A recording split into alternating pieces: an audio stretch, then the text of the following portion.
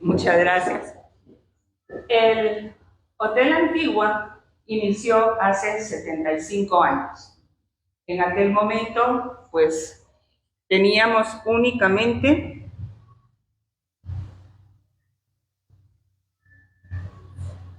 ¿cómo se crece esta cosa?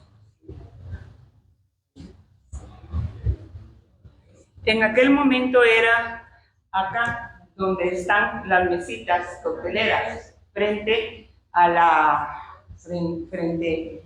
ruinas de San José. Teníamos una piscina, había un restaurante, había una piscina a donde venían pues tantos residentes de la antigua Guatemala como también la tripulación de la línea Pan American, que había iniciado sus operaciones en 1929. Entonces inicia, hacia mediados de los años 40, este restaurante con la piscina acá enfrente. Tenemos aquí otra vista y siempre la ermita de San José el Viejo, que es la que le da nombre a este salón en el que estamos ahora y que es como la guinda del pastel, porque de los salones este es el lugar más apetecido. Así era el terreno en aquella época cuando Hotel Porta inició. Al fondo, pues al lado derecho, vemos los árboles de Gravilea. El lugar estaba sembrado de café. Había también una planta de higuerío, donde había una planta para extraer aceite de higuerío. Los famosos corredores que prácticamente mantienen su esencia, tal y como estaban. De los 18 búngalos con que se inició, hoy las propiedades cuentan con 112 habitaciones. Una hermosa vista nocturna de San José el Viejo. Y vale mencionar que estas fotografías las conseguimos con el Centro de Investigaciones Regionales de Mesoamérica, con CIRMA. Son de su Fototeca Guatemala y corresponden a una visitante en 1951, Janet Mathewson. Pasaron los años y estamos en la década de 1970. Poco fue lo que cambió y a la fecha aún sigue manteniendo su misma esencia. Y pues para finalizar esta breve introducción, así lucían los jardines. La piscina en ese momento estaba un poco hacia la izquierda, pero pues es poco como les digo, lo que ha cambiado el hotel. Porta Antigua, desde el siglo XXI, sigue siendo el mismo referente de calidad, de servicio, pero sobre todo de cordialidad. Así es que luego de esta breve introducción, dejo la palabra a Pedro, quien nos va a Miguel. Entonces, bueno, siempre que la deje. Perdón, ¿se escucha bien ahí? Okay. Un aplauso para Lola, muchas gracias.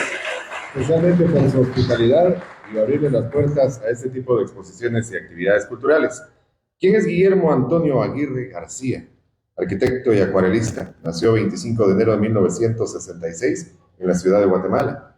Estudió en el Colegio Capilés y el Liceo Javier y en la Universidad Rafael Landívar, donde se graduó en 1993. De licenciado en arquitectura, con la defensa del trabajo de tesis, urbanismo y conservación en el Valle de Panchoy, que le hizo merecedor al cum laude, el premio de Facultad de Arquitectura Landívar, como la mejor tesis de 1993. Realizó también estudios de maestría en arquitectura en el área de restauración del patrimonio arquitectónico en la Universidad del Istmo 2006-2007. Ha sido docente de la Facultad de Arquitectura de la Universidad Rafael Landívar desde 1993 a la fecha y en la Universidad del Istmo entre 2008 y 2015. Participó como docente en la Escuela Superior de Arquitectura de la Universidad de Sevilla en el área urbanística, gracias a la beca Intercampus 1997. A partir de 1998, ha llevado a cabo proyectos varios relacionados con el patrimonio arquitectónico. Ganador del concurso para el diseño de la fuente y patio del claustro del Convento de la Merced en la Nueva Guatemala en el año 2008. A partir de ahí, ha sido encargado del Museo de la Merced, diseñador y coordinador del proyecto de restauración del conjunto conventual de Nuestra Señora de las Mercedes e ilustrador e investigador de la Dirección de Planificación Urbana de la Municipalidad de Guatemala.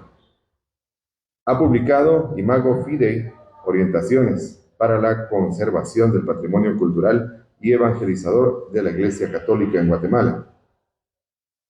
En coautoría con Aníbal Chajón, Brenda Porras, Arturo Portillo y Guillermo Aguirre, Arte Religioso, Ciudad de Guatemala, una mirada a su evolución territorial, Planificación Urbana, Municipalidad de Guatemala, ilustrador de los fascículos Bicentenario, Municipalidad de Guatemala 2021 y 200 años Guatemala, Municipalidad 2023. También junto con varios autores en Memoria y Compromiso de la Iglesia Bicentenario y Dependencia 1821-2021, textos e ilustraciones. Ha sido miembro de la Asociación Guatemalteca de Acuarelistas desde el año 2000.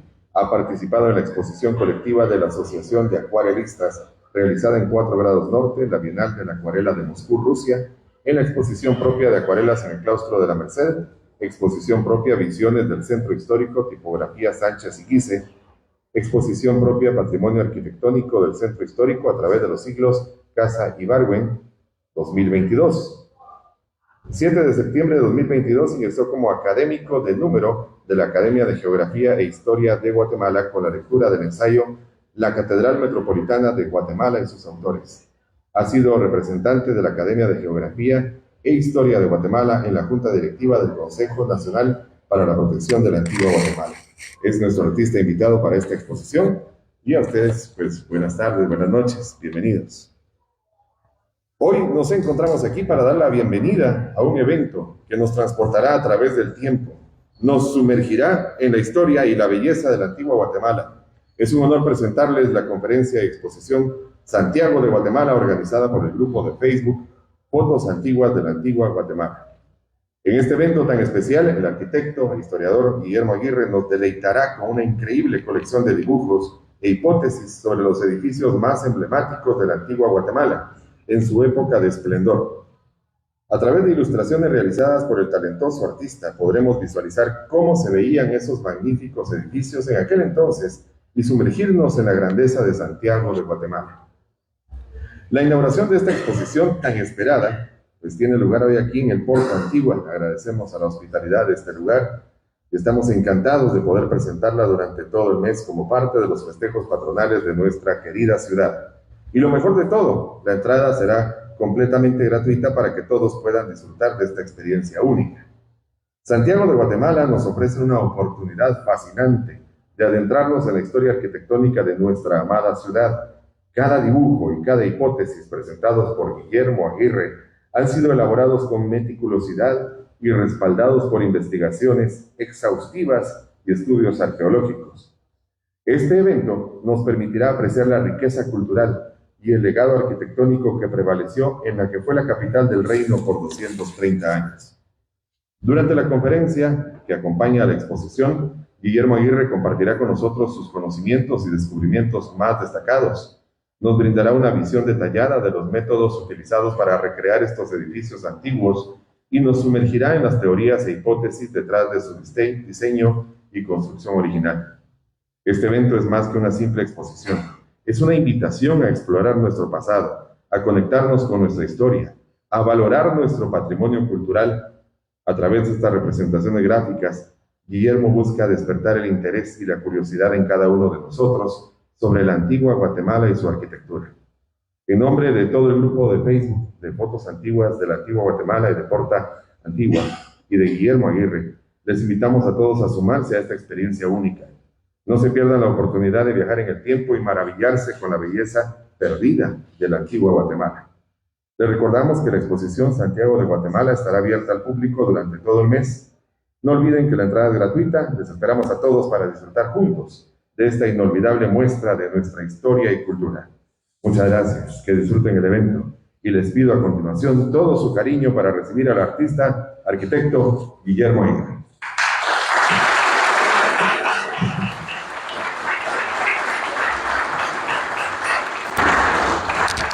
Muchas gracias.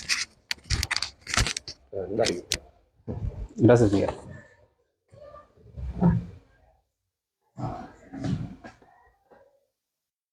Muchas gracias a todos por su presencia. Es un honor estar aquí y agradezco yo también a Porta Antigua, a Fotos Antiguas de Antigua Guatemala, esta oportunidad de presentar este trabajo.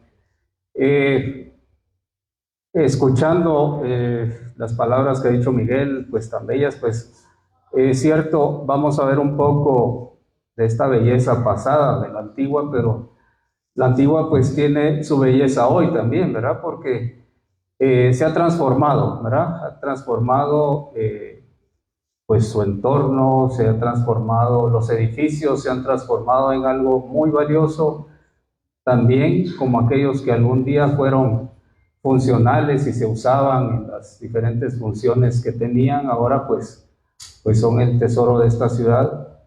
Y también pues la belleza humana de la ciudad y de esta ciudad que ha sabido sobrevivir, porque es una ciudad que originalmente quisieron llamarla la arruinada, ¿verdad? Que era pues esta ciudad que se tuvo que abandonar, que habían tratado las autoridades de arrasar llevándose hasta la última piedra y clavo útil, pero sus habitantes no quisieron irse, ¿verdad? Y la rescataron como fueron pudiendo, y pues pasó a llamarse ya no la arruinada, sino la antigua, ¿verdad? Que es algo especial también. Entonces, esta serie de dibujos pues hacen un recorrido por algunas hipótesis que algunos de ustedes han visto y que justamente algunos preguntaban, mire, ¿de dónde salieron? ¿Cuáles son sus fuentes? ¿Por qué ha imaginado esto? Y por supuesto, como son hipótesis, pueden cambiar también. Es decir, el día de mañana, yo teniendo más información o habiendo investigado más, podría incluso cambiar de parecer en algunas cosas. Pero ahora les voy a pasar a explicar varias de ellas en esta secuencia. Como les decía, la antigua Guatemala tuvo su origen en esta Santiago de Guatemala y por esto el nombre, ¿verdad? Santiago de Guatemala, pasado y presente. Santiago de Guatemala, la antigua Guatemala tiene la esencia de Santiago de Guatemala en sí y la podemos leer recorriendo esta ciudad de la antigua. Vemos surgir ante nosotros esta ciudad que ya no es igual a como era cuando estaba en pie, pero como les decía, la idea es poderla visualizar entre la belleza de estos edificios que normalmente hemos llamado por mucho tiempo las ruinas y que hoy día llamamos más apropiadamente monumentos y que pues debemos ir conociendo, ¿verdad? Ya recuerdo algo que leí en algún momento. Venían viajeros en el siglo XIX de otras partes y se sorprendían al ver estos edificios. En algún momento lo hablé en algún lugar. La época del romanticismo hacía que estas edificaciones fueran más valiosas que su propia esencia material, ¿verdad? Eran lugares para meditar, para venir a pensar en el pasado, en hechos anteriores, en civilizaciones antiguas. Y entonces fueron cobrando esta relevancia, ¿verdad? Como ruinas del pasado, pero como estos sitios evocadores, ¿verdad? Que nos sirven también para el futuro. Entonces, esta es una primera vista, la que ven ahí, una vista de la ciudad, un poco con su perfil en el siglo XVIII, que también era cambiante, ¿verdad? Los terremotos lo iban cambiando y se iba fraguando, pues, en ese crisol de destrucciones, ¿verdad? Y lo que vamos a ver es cómo los que construyeron estos edificios aprendieron a luchar con los terremotos. Hacían bóvedas, se les caían y las volvían a hacer. se les caía la decoración, lo volvían a hacer y mejor. Y entonces, esa fue la vida de esta ciudad de Santiago, hasta que las autoridades deciden llevarse la capital a otra parte. Pero increíble, estos constructores, pues ya allá en la Nueva Guatemala, cuando se iba a hacer la catedral techada con teja y madera, pues luchaban porque no, que se debía techar con bóveda porque era más fácil, más barato, y pues las autoridades creían que era peligroso, pero ellos sabían que haciéndolo bien pues era duradero y que si se caían las volvían a hacer, ¿verdad? Así que eso es la esencia de esta ciudad, y aquí algunos ejemplos, ¿verdad?, que vamos a ir viendo. Las hipótesis salen de una documentación que tiene varias facetas, ¿verdad? Tenemos en algunos casos fotos antiguas, y por eso la importantísima labor que hace Fotos Antiguas de Antiguo Guatemala, pues de 8 años para acá ha llegado a mí. Es para mí impresionante abrir la página, ver lo que han publicado, ver fotos que yo ni imaginaba que existían. Normalmente no acudía yo a archivos, ¿verdad?, a ver las fotos, pero sí, al verlas ahí, pues me he dado cuenta que sí existen muchas más fotos de las que yo imaginaba de los sitios que yo estudio. Entonces, una parte es eso, otra parte son los documentos históricos, todo lo que han hecho los cronistas, los historiadores, luego historiadores del arte, y por supuesto, pues al fin, arquitectos, restauradores ya en la época contemporánea, y arqueólogos, principalmente porque también la arqueología ha ido entrando en estos edificios, no solo a las edificaciones precolombinas, sino también estos que nos deben ayudar a comprender qué eran, ¿verdad? Y yo he agregado un poco a esto, pues el conocimiento arquitectónico, la búsqueda de precedentes arquitectónicos, aprender cuál era la función de los edificios, que eso es muy importante, que a veces hemos olvidado para qué servían los ambientes, etcétera, y esto nos ayuda a armar este rompecabezas. Entonces esta es una foto de Muybridge, ¿verdad?, de aquel inglés que viene. Más o menos en los años 70, mi papá, que estudió letras en la del Valle, me llevó un papelito doblado que tenía, de un lado tenía este dibujo, ¿verdad? Este lo publicó Elizabeth Bell en su bello librito que se llama Antiguo Guatemala, la ciudad de sus monumentos, un libro bellísimo, pequeño, práctico, que es del 93, y ahí sale este dibujo que publicaron en Illustrated London News en 1856, donde sale la Plaza Mayor de la Antigua. En ese momento, a los 11, 12 años, me di cuenta que la Antigua había sido diferente, ¿verdad?, que había tenido otras cosas. Ahí se ve una fachada diferente a la que vimos en la foto anterior, y cómo pues, fue perdiendo algunas cosas en el siglo XIX, se fue transformando todavía más, y hubo otras que regresaron, como el pórtico del Real Palacio, que ahí pues está parcialmente desmontado, ¿verdad? Entonces, este libro era muy especial, este documentito, este papel, muy especial para mí, porque del otro lado tenía el poema Dulcis Guatemala, que es de Rafael Landívar, este jesuita, ¿verdad?, de aquí, de esta ciudad, que fue desterrado de ella en 1767, pues escribió en su Rusticatio Guatemala este poema, ¿verdad?, dedicado a Guatemala, ¿verdad?, Salve Cara Pares, ¿verdad?, de Rafael Landívar. Impresionante, ¿verdad?, porque vemos cómo él visualizaba desde el destierro la ciudad que lo vio nacer, en la que creció. Ya luego él se va y estuvo en muchos lugares, pero él la visualizaba cómo se destruye, cómo regresa a la vida, ¿verdad? Y regresó a la vida en 2 lugares, ¿verdad? Allá en la Nueva Guatemala como capital, pero aquí también renace, ¿verdad? Renace ya en la Antigua Guatemala. Entonces, el estudio del territorio, fuentes bibliográficas, precedentes arquitectónicos, porque Los edificios que se hicieron aquí como conventos, la catedral, ermitas, templos, etcétera, todos tienen un precedente arquitectónico.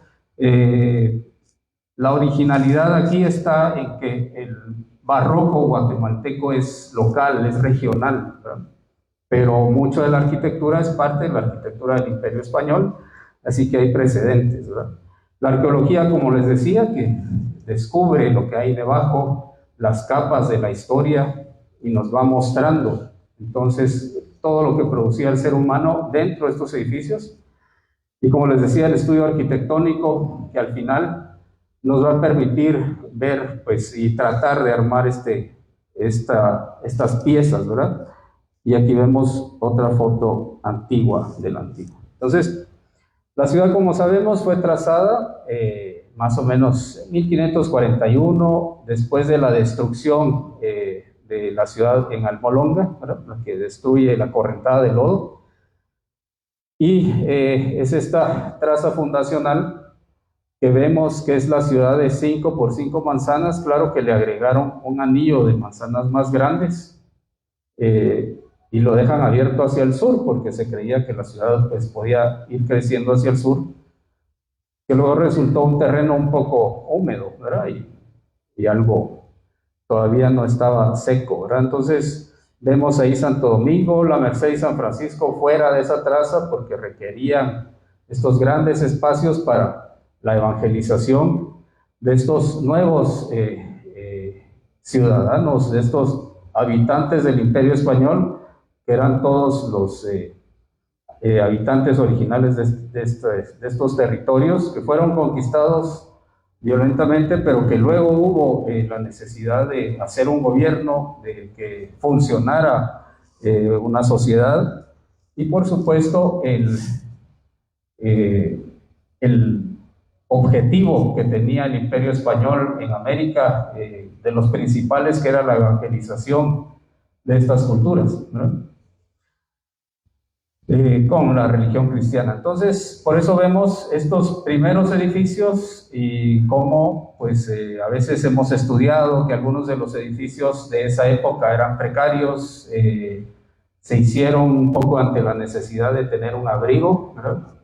Ya decía Chinchilla Aguilar que el rancho sirvió para todo, ¿verdad? Servía tanto para el virrey, para el capitán general, para la monja, para el arzobispo y para el más humilde habitante de estos reinos, ¿verdad? Es decir, en ese momento se estaba desarrollando una arquitectura, y todavía no del todo, pero ya cuando la ciudad se traslada, después de la destrucción de Almolonga, y aún ahí ya se había hecho una primera catedral. Recordarán que el obispo Francisco Marroquín había sido consagrado arzobispo, había sido consagrado obispo en México por Fray Juan de Zumárraga, y vino aquí a Almolonga a construir su catedral, que según dicen era bastante grande, ¿verdad? Y en algún momento una investigadora, Josefina Alonso de Rodríguez, pone en su libro, por ahí lo van a ver que lo menciono, el libro Santiago el Mayor y sus catedrales en Guatemala, que es un libro póstumo de ella,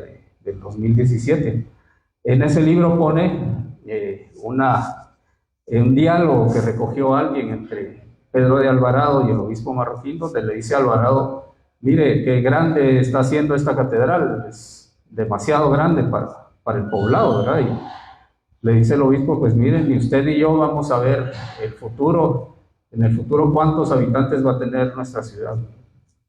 Y eso lo decía en 2 vías, ¿verdad? Una, cuántos iban a caber en el templo y cuántos iban a caber en el suelo enterrados, ¿verdad? Porque eso era la función que tenían a veces los templos, ¿verdad? Enterramiento de la gente. Entonces, el obispo construye ya una primera catedral, y luego cuando viene la correntada de lodo de 1541, entonces se traslada aquí y ya construye una segunda, ¿verdad?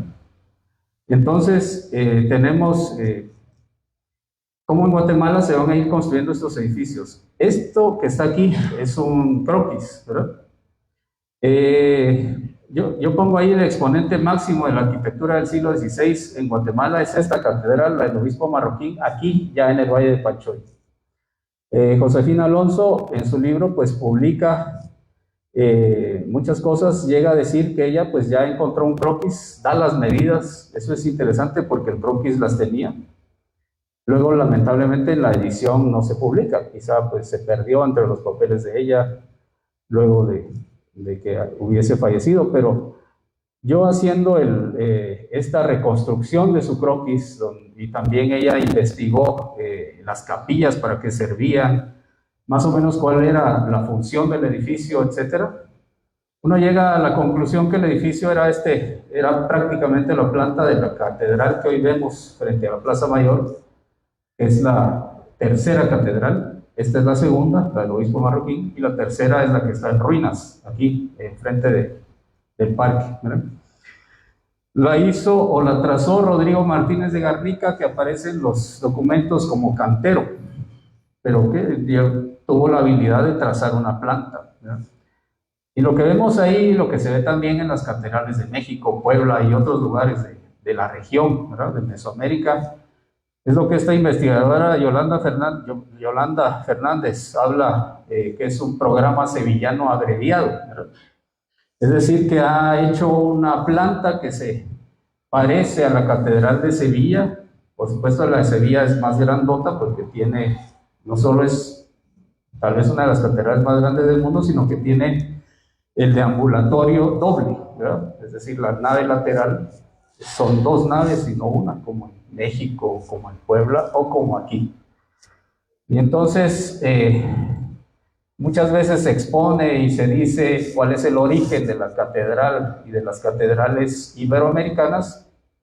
Nos dicen que en Jaén, etcétera, y es cierto, hay algunos detalles en los pilares, etcétera. Hay algunos arquitectos españoles que vienen, Becerra es uno de ellos, que está en la Catedral de Lima y luego en la de México, y hacen pilares similares, pero la planta es una planta que sigue el trazo de la Catedral de Sevilla, pero como muy bien dicen, abreviado. Entonces es una catedral interesante porque va a durar 100 años, ¿verdad? Un poquito más.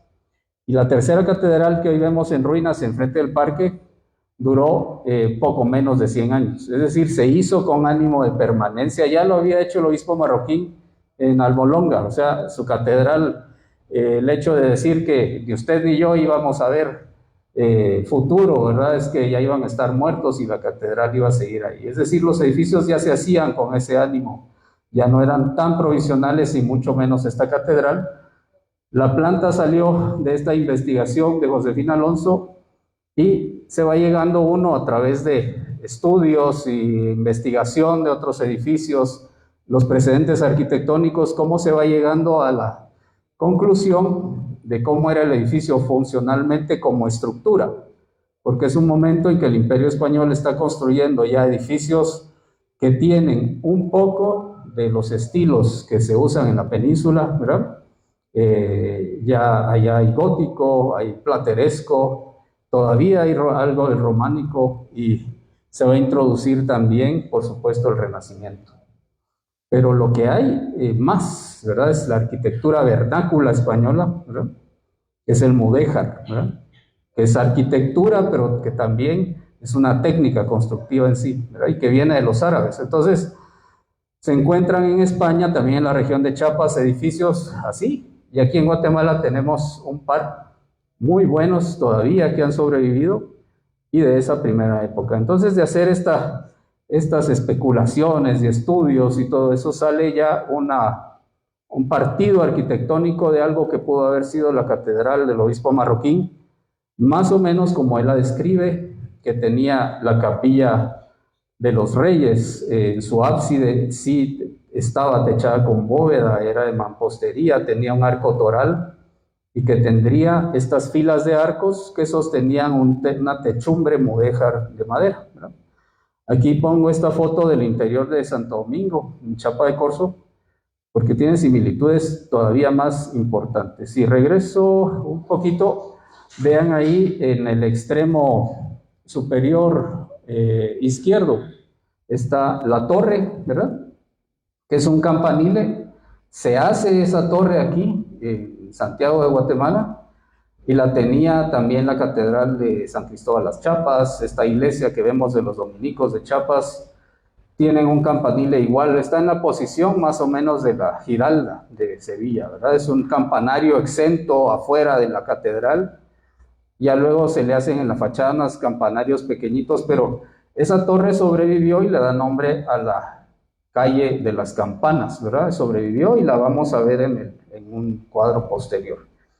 Pero esta es una hipótesis entonces, no, por supuesto, no detallada, yo no sé cómo eran sus detalles finos, ¿verdad? Pero sí llegué a esta conclusión del edificio mudéjar, ¿verdad? Que era lo que prevalecía en la época. Entonces, como decían en España, esta era la arquitectura de la tierra, ¿verdad? Era la arquitectura española de ese momento, fuera de todas las influencias del Renacimiento, del Gótico, etc. Con su capilla mayor, con un altar que era probablemente un retablo que veíamos de frente, como en Sevilla y otras catedrales españolas, en la escala a la que se podía hacer, y que quizá aquí también, además, las capillas, los dos órdenes de capillas laterales, tendrían algunas bóvedas, ¿verdad? Esta es lo más aproximado que tenemos. Esto es de otra, ese interior con esa gran estructura de madera en ochavo, ¿verdad? Que era una especialidad de las techumbres del mudéjar, pues desapareció a mediados del siglo XX. Alguien decidió quitarla, ¿verdad? Para poner concreto, ¿verdad? Y ahora el techo tiene esa forma, pero es concreto, los retablos fueron retirados, etcétera, pero fue algún momento fue así. Entonces esto nos recuerda a estos grandes edificios del siglo XVI, de este estilo mudéjar y con estas estructuras. Pasando aquí ya a nuestra hipótesis, que ya verán unos dibujos allá afuera, tenemos aquí los ejemplos ya aplicados de esto, este programa sevillano abreviado, como decía Fernández, pero que nosotros podemos ver algo aquí, y eso lo dice Concepción Ammerling, otra investigadora mexicana, lo dice en su libro Las catedrales de Santiago de Guatemala, también dedicada a la catedral de Guatemala. Ven cómo en México se han hecho investigaciones importantes, también aquí Josefina Alonso, también otros historiadores, pero interesante que ella decía, en México se hicieron 2 catedrales entre 1519 y 1815, ¿no? En la Ciudad de México. En Guatemala hicimos 4 para la capital, esta capital itinerante de Guatemala, que como sabemos fue fundada en 1525 y empieza su recorrido, ¿verdad?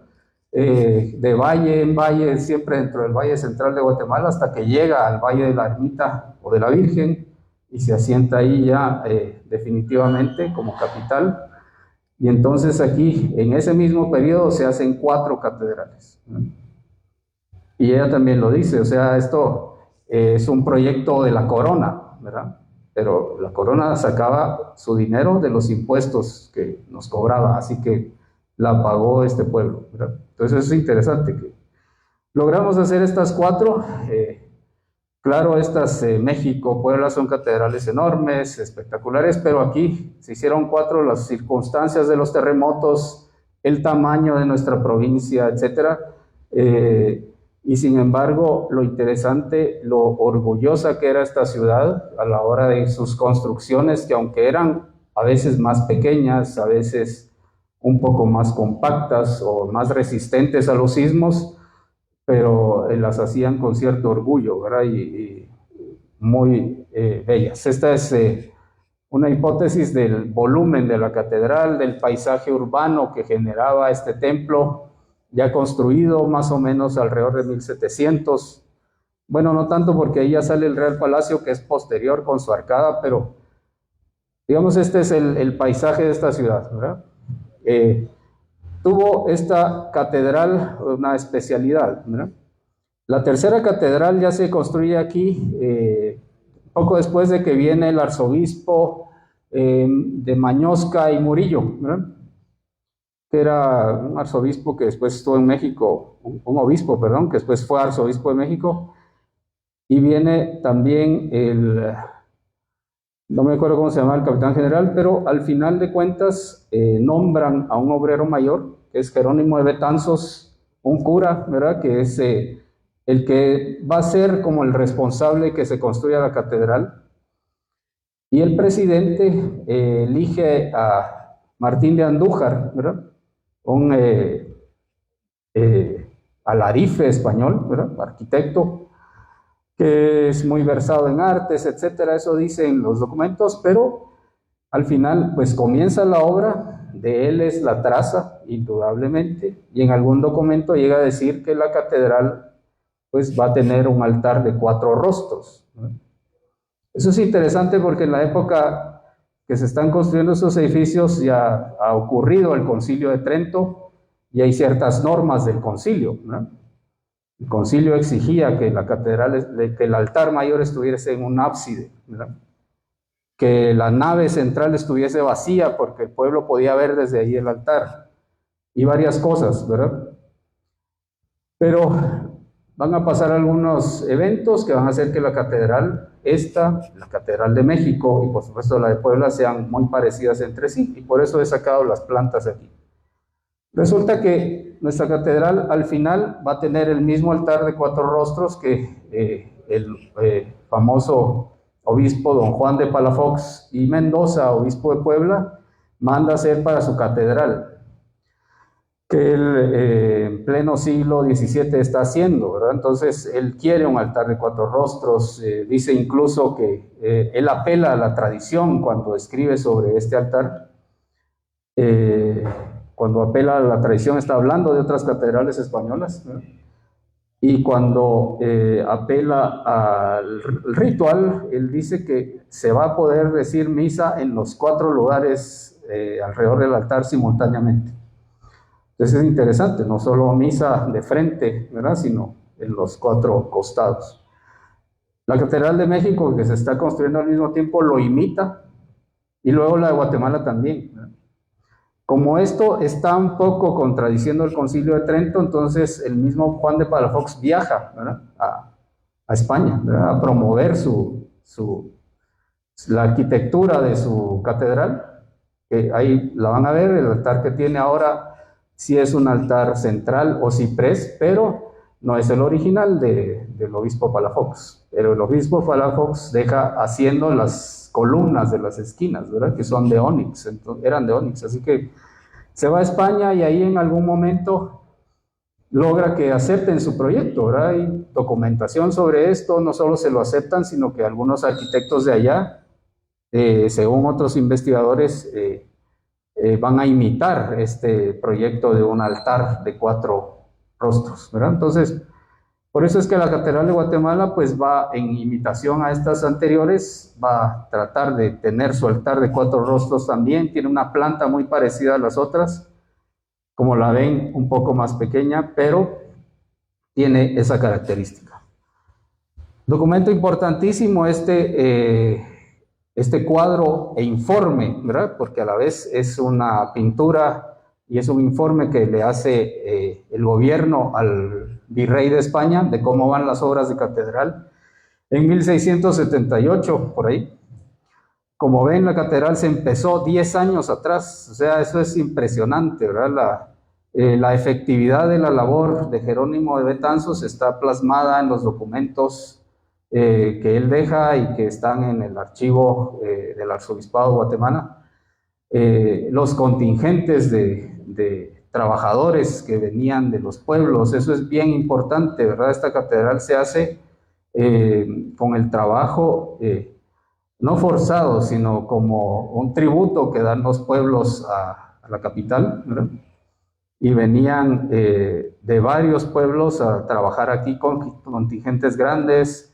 El obrero mayor Betanzos se iba a traer la madera para andamios, se iba a traer el barro para los ladrillos, construyó los hornos para los ladrillos, iba a traer la piedra, mientras los arquitectos trabajaban. En algún momento Martín de Andújar no pudo seguir adelante porque, como dicen los documentos también, él no tenía la capacidad de cerrar las bóvedas de las capillas que ya habían llegado a la altura de cerrarlas.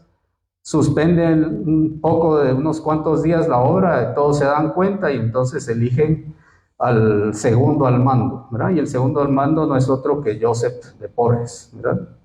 Mestizo, mulato, pero eso sí, habitante de esta ciudad, ¿verdad?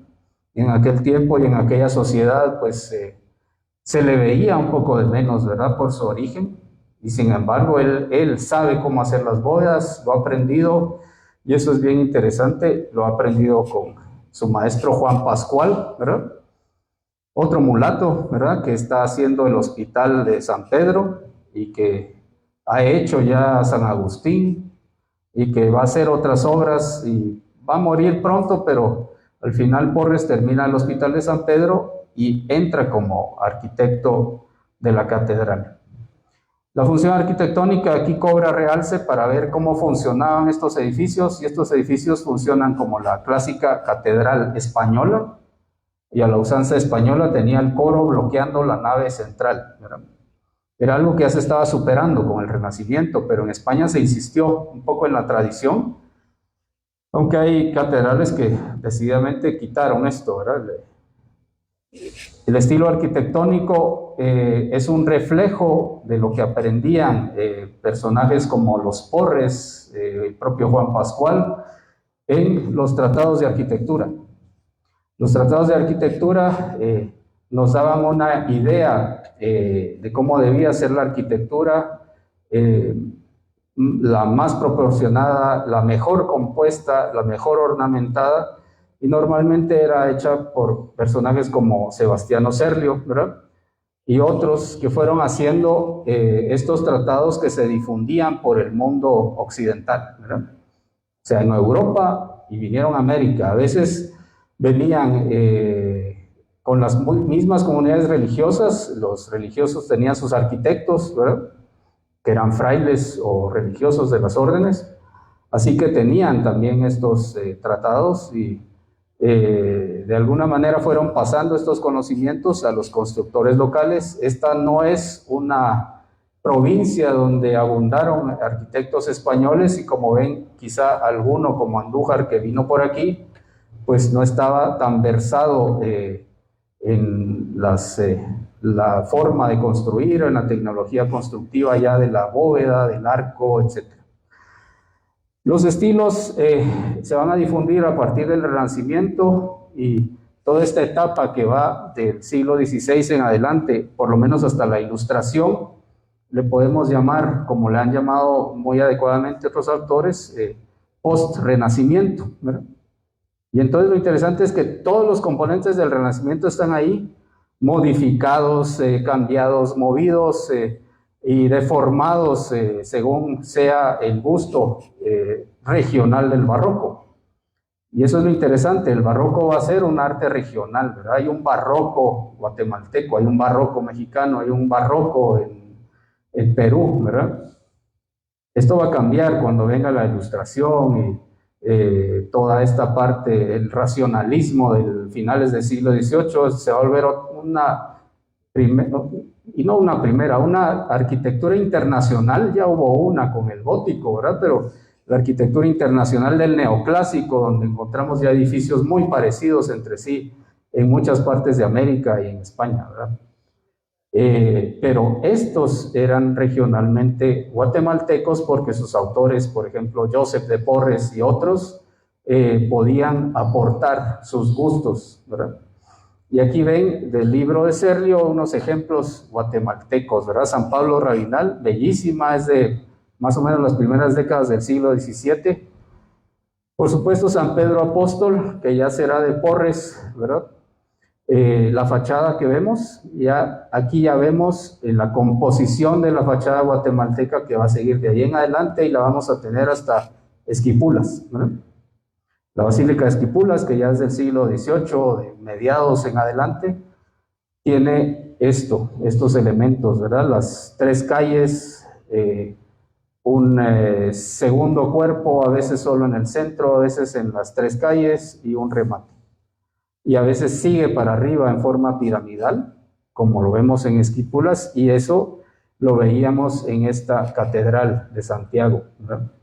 La original tenía estos tres cuerpos y un remate, ¿verdad? En el grabado del siglo XIX ya no tiene todo, por supuesto, ya se le han caído cosas. Desde 1717 empezaron a recortarla para abajo, ¿verdad? Pero ya estudiándola nos damos cuenta que es la misma composición que vamos a ver en San Francisco, ¿verdad? San Francisco tiene esa misma composición, lo menciona Anis, ¿verdad? Anis se sorprende un poco de ver cómo esta catedral es tan simple, con estas columnas lisas, mientras en San Francisco hay columnas salomónicas y son más o menos del mismo tiempo. Entonces, eso es lo interesante de este edificio. El edificio está compuesto de esta manera y de ahí en adelante va a surgir todo el diseño arquitectónico que se da en Guatemala. Este documento tan interesante, esto lo publicó Fotos Antiguas de Guatemala, como muchas otras fotos que he visto, pero también está en el libro de Markman, creo que Josefina Alonso lo publicó y otros. Esto es un documentito que hace el cura del Sagrario, ¿verdad? Ya cuando la ciudad se trasladó a la Nueva Guatemala, y el cura del Sagrario hace este croquis arquitectónico más o menos bien detallado, donde vemos la arquitectura de catedral y del palacio episcopal o al palacio arzobispal, y lo hace pues dándonos medidas, ¿verdad? Porque él lo que quiere pues es conseguir ya en el valle pues las mismas medidas, mínimo lo que tenían aquí, que se los dieran allá. Entonces vemos la escalinata corrida, ¿verdad? Que no es la de hoy pues tiene un frente plano y tiene una sección de gradas al centro. Y entonces ahí vamos viendo detalles. Una de las cosas más interesantes es que ya está recortada la fachada, la que recordaba Benito Monzón, el párroco, recordaba ya el remate directamente sobre el segundo cuerpo. El remate, ahí todavía había otro cuerpo y luego un remate. Y ahí ya no lo tenía, pero sí recordaba los campanarios y todo, porque como lo vieron en el siglo XIX existía esa parte de la fachada. Lo que ya no existía era ese pórtico falso del segundo piso del Palacio Arzobispal. Ya lo van a ver en unos dibujos, era una tipología de edificio que se dio en América Española y por supuesto en España, y mi teoría es que lo tenía este edificio, como lo ven, tenía corrido todo el segundo piso con este tipo de arquitectura. Aquí ya pasamos al interior, y el interior a veces es mucho más fácil, ¿verdad? Porque tenemos muchos restos, ¿verdad? O sea, la decoración, o sea, podemos encontrar cuál es la decoración todavía en los restos de la catedral, ¿verdad? Las bóvedas, sabemos cuál era la traza de las bóvedas, era la clásica bóveda vaída con unos nervios, ¿verdad? Que iban hacia el centro, con un gran medallón, con un escudo, y probablemente con algunas pinturas, como lo vemos ahí mismo en catedral, hay algunas grecas y hay algunas cosas. Y estos edificios, muchos de ellos tienen una capa de enlucido encima, sospechosa, ¿verdad? A veces, incluso después de la ruina de 1773, se fueron arreglando, pintando, o se rasparon algunas cosas, y pienso que como en muchos otros edificios tenían alguna decoración pintada encima del muro, ¿verdad? Por eso ven alguna ahí. Y estas son vistas, y lo que vemos ahí es una catedral, como sería una catedral del Imperio Español de Hispanoamérica en esta región, sin nada más y sin nada menos. O sea, tiene su coro en el lugar donde está el coro. El coro tendría su órgano, o quizá dos, en las tribunas correspondientes, digamos, sobre los costados, ¿verdad? Y tendría una sillería de madera tallada como la que está ahí. Fragmentos hay de estos tipos de muebles, de estos tipos de retablos, de las cosas que tenían adentro de los templos, ¿verdad? En la Nueva Guatemala, en la Merced, hay un fragmento de la sillería del coro barroco, por ejemplo, con un gran retablo. Hay en otros lados, digamos, pero encontramos en todas partes esto, y también eso sirve, buscando esas tipologías, ese tipo de muebles y esto, vemos esto. Y lo otro que es muy interesante, los estilos de las yeserías. De aquí, cuando leemos a los investigadores y los documentos, vemos, como dice en el libro de Ammerling, ¿Cuánto costó dorar las yeserías de las bóvedas de catedral? ¿Cuánto costó policromarlas? Por ejemplo, nos damos cuenta que además los ángeles, los turiferarios y todo lo que nos queda estaban dorados, policromados, tenían un fondo, ¿verdad?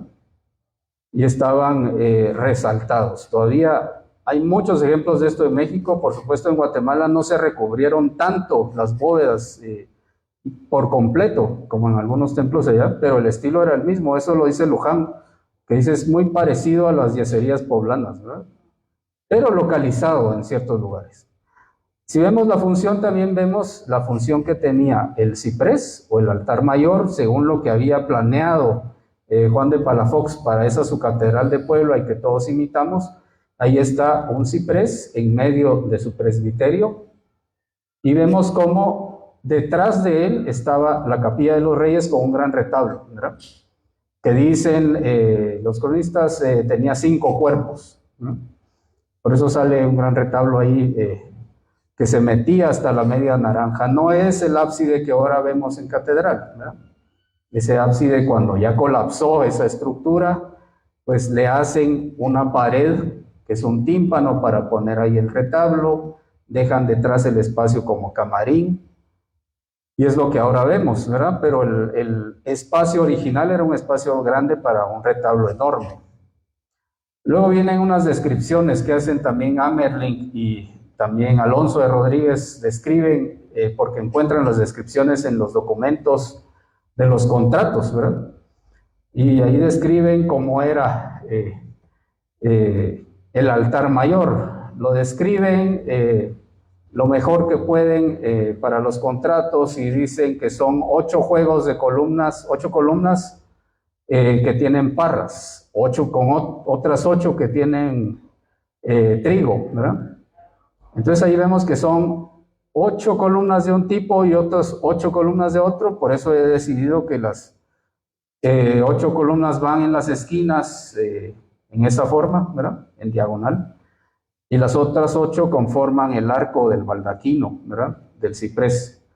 Entonces ahí hay un montón de estudios. En algún momento las parras enredadas en las columnas nos pueden hacer pensar que eran de estilo salomónico. No lo sé, pero por ahí hice una opción que van a ver donde sale el estilo salomónico. Entonces, ¿qué pasaba con este altar? Era tan grande y estaba ahí, y en algún momento tenía también un espacio para entrar en él, ¿verdad? O sea, no era solo la mesa del altar, sino que era una estructura compleja. Y este lo hace Mateo de Zúñiga, ¿verdad? O sea, uno de los mejores escultores de la época. Y hace un cuerpo, ¿verdad? Ya en el siglo XVIII le van a agregar otro, porque hay unos escritos, dicen, hay necesidad de hacerle el siguiente cuerpo al altar mayor, ¿verdad? Y lo van a ampliar, ¿verdad? Pero originalmente pudo tener este aspecto, ¿verdad? En cuestiones de decoración le describen a uno ahí que era totalmente recubierto de concha nácar y carey, ¿verdad? Muy interesante porque sí es un arte que se hacía y todavía vemos piezas de esas no tan grandes como un altar y que además tenían las columnas con estas parras de bronce y otra serie de cosas, ¿verdad? Unos paneles de bronce con relieves, etc. Esto es hoy, ¿verdad? Es decir, pararse ahí, imaginarse que este edificio continúa todavía otro tramo que tenía ese gran altar. No es tan difícil cuando vemos otros edificios similares como la Catedral de México o la de Puebla. Como les decía, que guían mucho este estudio porque son edificios análogos, ¿verdad? En su función y en todo. Cosas que tenían, pues también el altar tendría su reja, el coro tendría otra reja, ¿verdad? En edificios que han sobrevivido están estos elementos, así que los tuvieron que tener, no son cosas que estaban ahí. Si vemos esto de cerca también, aquí hay un documento que nos sirve mucho en estas hipótesis. Vemos, aunque están en blanco y negro, pues imagínensela a colores, ¿verdad? Imagínense esto con los colores de los ángeles, las volutas del humo del incienso que están lanzando ahí con los incensarios los ángeles, los evangelistas, más todo lo que hay en la bóveda, ¿verdad? y pues sería algo como lo que nos deja Ramírez Montúfar en su cuadro, ¿verdad? Donde él dibujó la bóveda, dibuja el intradós de la cúpula, ¿verdad? No dibuja la parte exterior como en la otra de allá atrás, sino esta, la del altar mayor, la pinta a colores con lo que tenía en relieve para adentro, ¿verdad? Eso es espectacular. Y otra cosa especial, y esto ya de Porres, que es el que continúa con la obra de catedral, como les he dicho, y es que él, pues, no escatima en cúpulas, ¿verdad? O sea, existía la cúpula del crucero, que es la que vemos que no han cerrado todavía, pero él le hace esta gran bóveda sobre el presbiterio y hace otra más, que a veces sí la tienen otros edificios de estos, en Guadalajara tiene, pero aquí en este pues le hace también en la Capilla de los Reyes otra cúpula rebajada, ¿verdad? Nos dan medidas, ¿verdad? Lo interesante es que nos dan medidas y ya luego al medir el edificio, y como lo van a ver, hay unos dibujos allá atrás que son estos mismos, aquí no se ve muy bien, pero esto es ya con medidas reales, la sección de catedral, ¿verdad? Transversal, se ve el coro, la entrada son siempre como en Sevilla 2 tramos, otros 2 tramos son los del coro, luego viene el crucero con su cúpula, y luego vienen 2 tramos, y luego viene el tramo donde está el altar mayor, y el deambulatorio, que es el tramo chiquito que gira detrás del altar mayor y que pasa por enfrente de la Capilla de los Reyes, ¿verdad? Y pues ahí las vemos con sus cúpulas, los vernegales estos sin tambor. Yo los he hecho sin tambor en los espacios del presbiterio y en la Capilla de los Reyes, que pienso que a veces en el dibujo de Ramírez Montúfar, él los pudo haber hecho tal y como se ve en la Merced aquí, ¿verdad? La Merced está esbozado por fuera un tambor, ¿verdad? Una cosa que carga la estructura de la cúpula, pero no es así, o sea, realmente por dentro es solo el casquete, ¿verdad? La media esfera. Y aquí está la sección, las catedrales, algunas de las catedrales españolas eran planas, eran casi como mezquitas, ¿verdad? O sea, no tenían naves elevadas de diferentes alturas, ¿verdad? Creo que la de Jaén o por ahí son así, son medio planas, ¿verdad? Tenían el testero plano también. Esta de Santiago de Guatemala tenía 2 naves iguales y luego tiene la nave central arriba, y la de la Nueva Guatemala ya tiene las 3 gradas, ¿verdad? Que da la posibilidad de iluminación a todas, ¿verdad? Entonces, esta sería la sección, también está por ahí. Y aquí está un poco de dónde viene entonces ya la volumetría del edificio.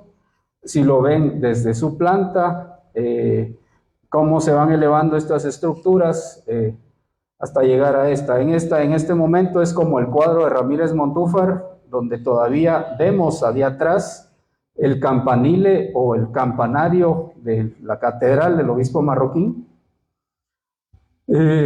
Este se va a demoler en el siglo XVIII, más o menos en la década de 1760, cuando construyen la Capilla del Socorro, ¿verdad? Que la amplían, la vuelven esta capilla grande, ¿verdad? Que es especial, ¿verdad? Y hasta esa época dura este campanario original de catedral. Y aquí vemos el resultado final, ¿verdad? De la reconstrucción volumétrica de esta catedral. Una catedral como las del Imperio Español, hecha aquí con todo el esfuerzo de mucha gente para que se hiciera en tan poco tiempo, ¿verdad? Porque más o menos del año 1668 a 1700, un poco antes, es cuando se construye la mayor parte. Quizá, como opinan algunos, ya del 700 en adelante se terminan los campanarios y algunas cosas, pero estamos hablando de un edificio que se hace en ese corto periodo de tiempo. Y por supuesto, para ver un contraste, en la Nueva Guatemala también la catedral se hace de 1779, 82, perdón, hasta 1815, es decir, fuimos capaces aquí de hacer estos edificios, claro, con el esfuerzo de los pueblos, ¿verdad? que traían estos grandes contingentes de obreros. Esta es la vista del crucero, entonces, ¿verdad? Que es la gran brecha del edificio. Ya algunos autores le dicen, ahí está la gran brecha que se abrió cuando el terremoto del 73, la cúpula y todo el crucero, que era como la parte más comprometida del edificio en cuestiones de los sismos, pues se cayó, ¿verdad? Y aquí está, este es un esbozo, ¿verdad? Cortando por el palacio del señor obispo, ¿verdad? Que como ven también está muy destruido y es un área difícil de leer porque tiene varias capas, ¿verdad? Y varios usos, ¿verdad? Pero esta es más o menos la forma original de catedral que vimos en el primer dibujo, y aquí hay un último ya de conjunto, ¿verdad? A lo que llegamos aquí, pues ya es un conjunto. Yo sí he dibujado ahí la cúpula alta, ¿verdad? No me aguanté, aunque está saliendo ya el Real Palacio.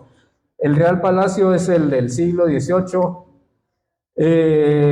Ya sale, por supuesto, otro edificio del XVIII, que es el Seminario Tridentino, que es espectacular y es uno de los mejores edificios que hay aquí, lamentablemente dividido en partes, pero ya hemos podido entrar un poco, por lo menos a un pequeño sector, ¿verdad? Y entonces vemos el entorno de esta catedral, los edificios que la componen y cómo era entonces esta ciudad, que era una provincia de segundo orden, por supuesto. Muchos escritores, a mí me encanta como muchos decían, esta ciudad rivalizaba en esplendor artístico con México, con Lima, y sí, pero a escala, ¿verdad? Es decir, no éramos una ciudad tan grande, pero sí el esfuerzo que se hacía, el esplendor que se ponía en los edificios era el mismo, ¿verdad? Y en algún momento un señor obispo, ya cuando están terminando la catedral, escribe, ¿verdad?, al rey de España y le dice, esta catedral es mejor que la de Puebla, ¿verdad? O sea, está en esta historia, ¿verdad? Y esta es una vista desde el ayuntamiento, ya algunos la han visto, y aquí es donde aparece este frente y costado del arzobispado, con esta galería, ¿verdad? Que no era una galería abierta como una arcada, ¿verdad? Como la del Real Palacio o el ayuntamiento, sino que realmente eran ventanas. Y me imagino que algunas eran hasta ciegas, ¿verdad? Para darle solidez al edificio. Pero de esto sí hay restos en el interior. Si ustedes entran actualmente a ese salón, se ven los restos de los arranques de estas ventanas.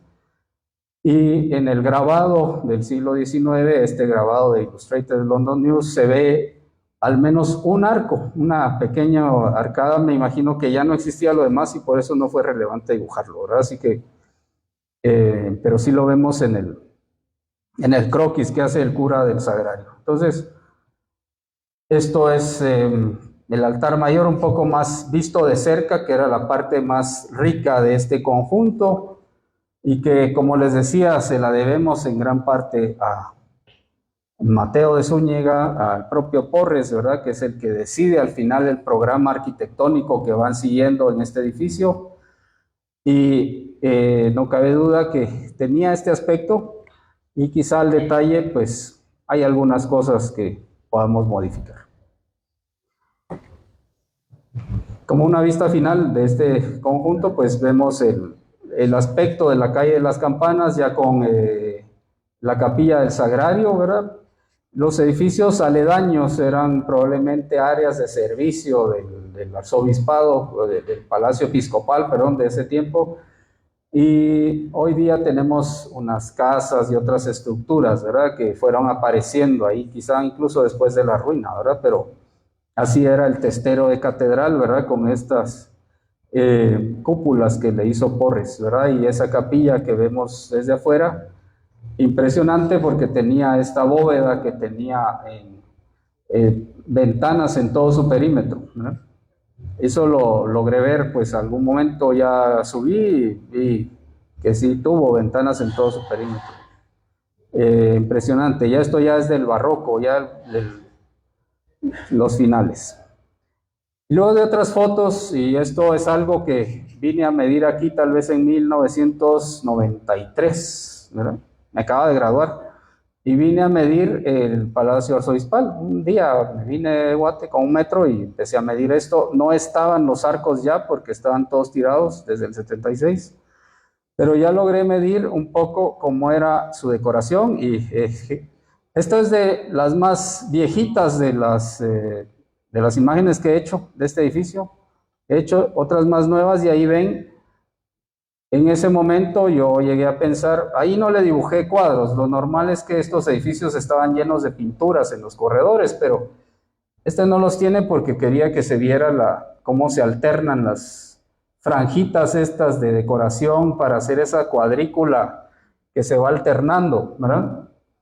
O sea, no es una cuadrícula completa como una malla, sino que se mueve una con otra, son gracias que se hacían en ese momento, cosas del barroco. Le he puesto un barandal de mampostería, que sí lo sabía, ¿verdad? No todos eran barandas de hierro forjado, y en este caso pues he pensado eso, y por lo menos Santa Clara, el convento de Santa Clara tendría mampostería, y por eso lo pensé, ¿verdad? Entonces esta es esa hipótesis de esa época, es un cuadro que era propiedad del cardenal Quesada, ¿verdad?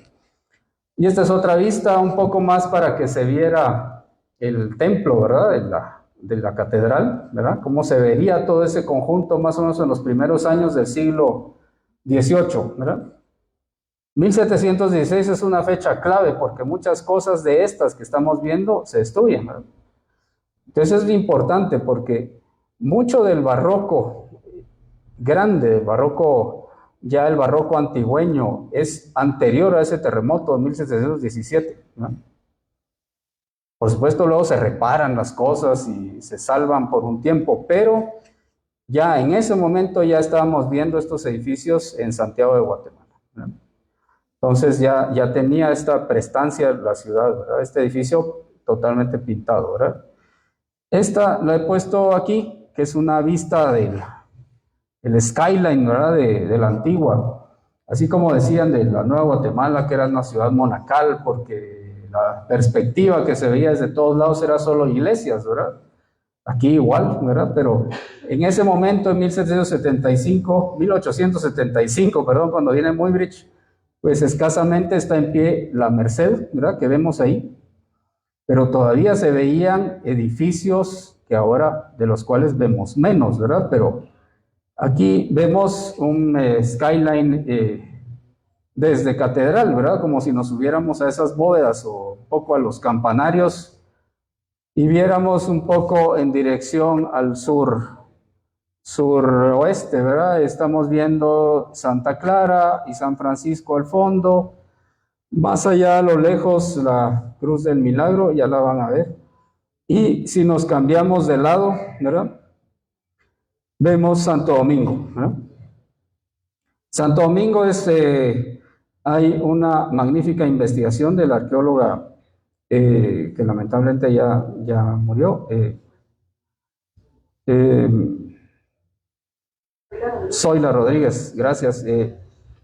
Lo tenía en la punta de la lengua. Hizo una investigación bellísima. Yo nunca me he puesto a hacer una hipótesis sobre Santo Domingo. Solo esto que sale aquí, que es un edificio que se hizo más o menos al mismo tiempo que Catedral, poquito antes, y que tendría más o menos ese volumen, ¿verdad? Es decir, es el gran faltante dentro de este paisaje urbano y que ahora vemos todavía en restos algunas cosas, es Santo Domingo, ¿verdad? Ese no quedó casi nada hacia arriba, ¿verdad? Aunque ahora entramos y hay un retablo y toda la cosa, pero ya no está dentro del paisaje de los edificios que se veían más atrás. Está San Sebastián. Y esto que viene aquí, esta es una hipótesis que aunque ya la presenté, pues quería presentarla un poco aquí para que vean el recorrido de la arquitectura, en especial de este edificio que se empezó en el siglo XVI, al momento del traslado 1541, y se va a ir construyendo y construyendo y reconstruyendo y ampliando durante todo el tiempo que va a estar aquí la ciudad, ¿verdad? Entonces, este es un ejemplo importante porque no es un edificio que se hizo solito el edificio y se quedó ahí hasta la ruina del 73, sino que tenemos todo un programa de construcción, como dice Anis, ¿verdad? Es el programa de la arquitectura monacal o religiosa, pues, aplicado a un edificio a través de los siglos, ¿verdad? Y es donde veíamos estos elementos, ¿verdad? Kubler, que es un investigador gringo que viene en los años 20, 30, ¿verdad? Así como Anis también un poquito después, y Markman también. Ellos vienen en ese momento donde los edificios todavía se les puede leer un poco más, ¿verdad? De cómo eran, porque tenían visibles ciertas cosas, ¿verdad? Ustedes se acordarán que estas capillas en algún momento se veía la decoración pintada de las bóvedas, esta del baptisterio de San Francisco, en estas de las dependencias donde ahora está el museo del hermano Pedro, todavía se ve la decoración pintada. Y Kubler dice algo, estos son bóvedas de 1575, ¿no? Luego han venido otros y dicen que no, y luego dicen esto es mucho más posterior, pero aunque sí se usó estas bóvedas de crucería en la antigua durante el siglo XVII, etcétera, lo interesante es que estas son diferentes, ¿verdad? Y tienen pinturas y es algo que si lo ponemos en otras épocas no va, y entonces de aquí surgió la idea de ir investigando este edificio donde sí vemos capas, ¿verdad? Y sí vemos cómo recubrieron una parte con otra, y hay partes que estilísticamente no corresponden a otras. Esta por lo menos no corresponde a estas otras bóvedas, ¿verdad? Que vimos anteriormente. Este es el refectorio, más o menos de 1737, de las ampliaciones que hace el prior Gavaldá, ¿verdad? El provincial Gavaldá. Y aquí aparece una hipótesis de ya colores, de cómo era. Por supuesto, yo le he puesto el piso de madera porque existían estos pisos, ¿verdad? Y se me vino un poco a la idea porque ahí me han dicho que no han encontrado pisos, ¿verdad? Que encontraron un empedrado, el empedrado rústico antigüeño, ¿verdad? Que alguien le hizo como para que se pudiera visitar la ruina o algo así, pienso yo. Es cierto, no tengo la noción real de cómo era el piso, pero ahí se lo dibujé en madera, ¿verdad? Así que era algo que existía y que se podía hacer, pero sí, lo que sí fue hacer un levantamiento de esto, ya lo había hecho Fray Edwin, mandó a hacer, el prior del convento, mandó a hacer un levantamiento de los medallones que tiene el techo, afortunadamente, porque estos están en un proceso de que se están destruyendo, ¿verdad? Entonces, tenemos esta vista y aquí, si uno va a este sitio y trata de leerlo y ve las capas, ve que sí hay una capa sobre otra, como el zócalo se queda hundido y el piso va a subir sobre ese zócalo y luego hay un zócalo nuevo. Entonces, es muy claro, ¿verdad? Y uno ve cómo estos pilares de planta cuadrada envuelven esos pilares redondos, ¿verdad? De planta circular. Y entonces, al viejo estilo uno va a medir, ¿verdad? Entonces, en este edificio, pues tuve la oportunidad de medir muchas cosas. Aquí, este es un edificio donde el nivel que estaba como a 5,60 más o menos, sube a 6,60, ¿verdad? Sube como 1 metro, ¿verdad? La segunda planta. Interesante que aquí, sin demoler su claustro original, los frailes le construyen encima otro claustro barroco, ¿verdad? Y encierran el claustro original, que muy probablemente es el del 16 todavía, como dice Kubler, de 1575, porque es contemporáneo del templo, ¿verdad? El templo estaba funcionando en 1575 y del tamaño que hoy vemos la gran nave de San Francisco, ¿verdad? Porque hay maneras de determinar su tamaño. Y entonces lo empacan con esto, ¿verdad?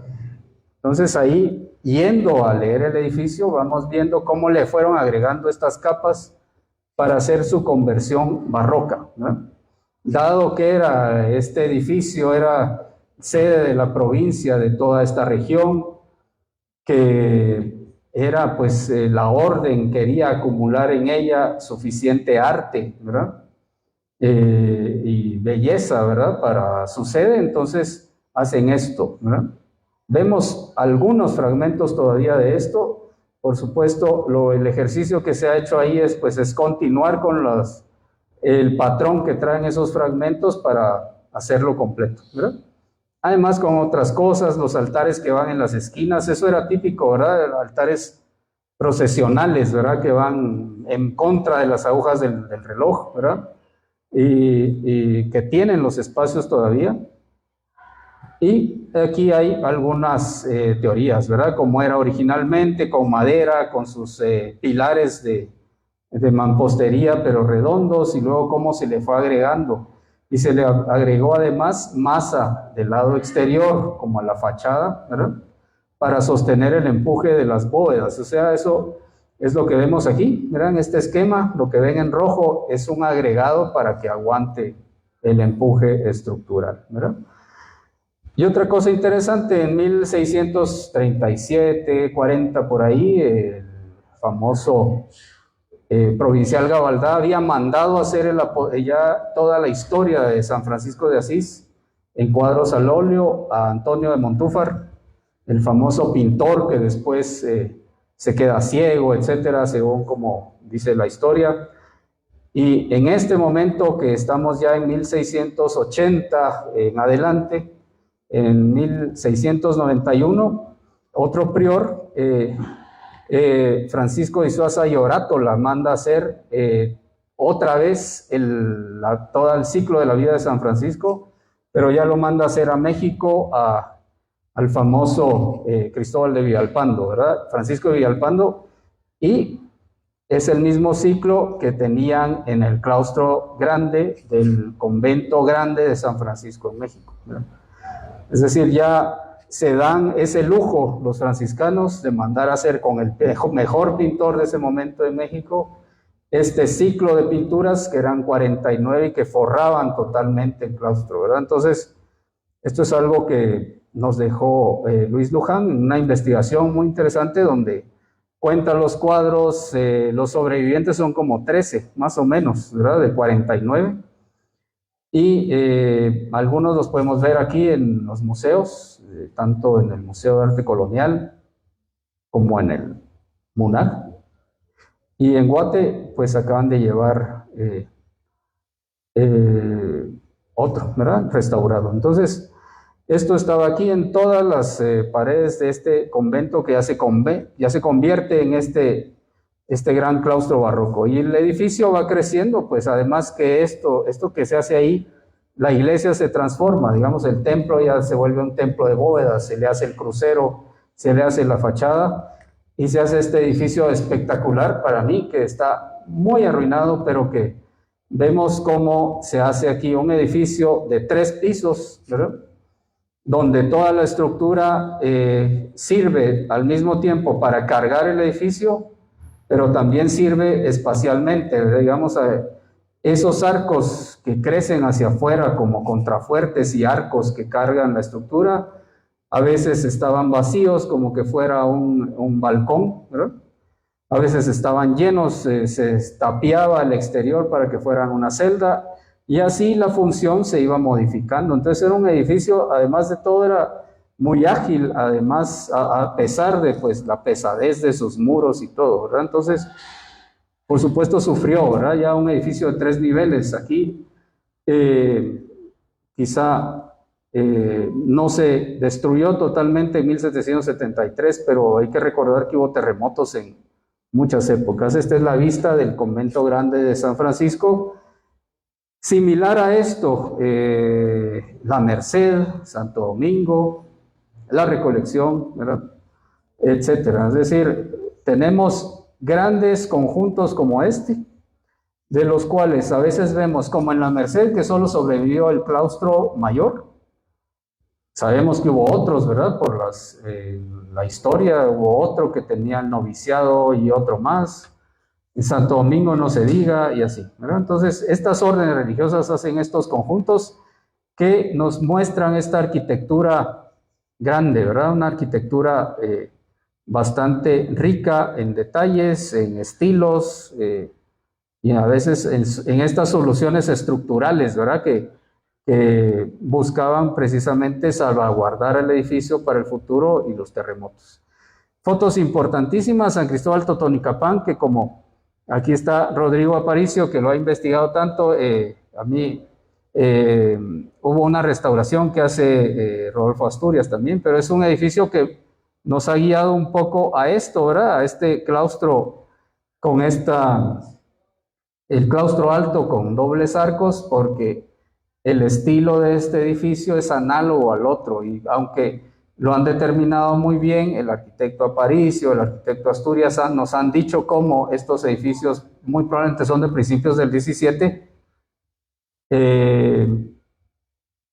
Yo diría que este es parecido, el de Totonicapán se parece a la casa matriz de los franciscanos, ¿verdad? Lo hicieron con esa intención.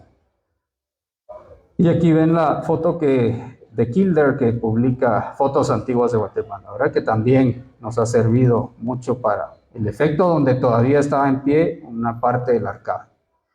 Para hacer esta hipótesis, ¿verdad? Que está aquí, pero es de Fray Edwin, ¿verdad? Que va a estar allá en el convento. Entonces esto es un estudio de esto, pero ya hecho en otra técnica. Y San Francisco, ¿verdad? Que en su esplendor, pues tuvo estos dos campanarios. Aquí la he dibujado más o menos como es. Este es otro trabajo que hemos visto mucho. Igual este es como de los fáciles en cuanto a que se ve todo su decoración, todavía está ahí, se lee, ¿verdad? Así que lo que había que hacer pues era ser un poco minuciosos, no tanto como lo han hecho otros. He visto otra publicación mucha más antigua, pero aquí sí me sirvió mucho este grabado, ¿verdad? Este es otro grabado del siglo XIX y el grabado tiene esta característica. Estos grabados del XIX que estamos viendo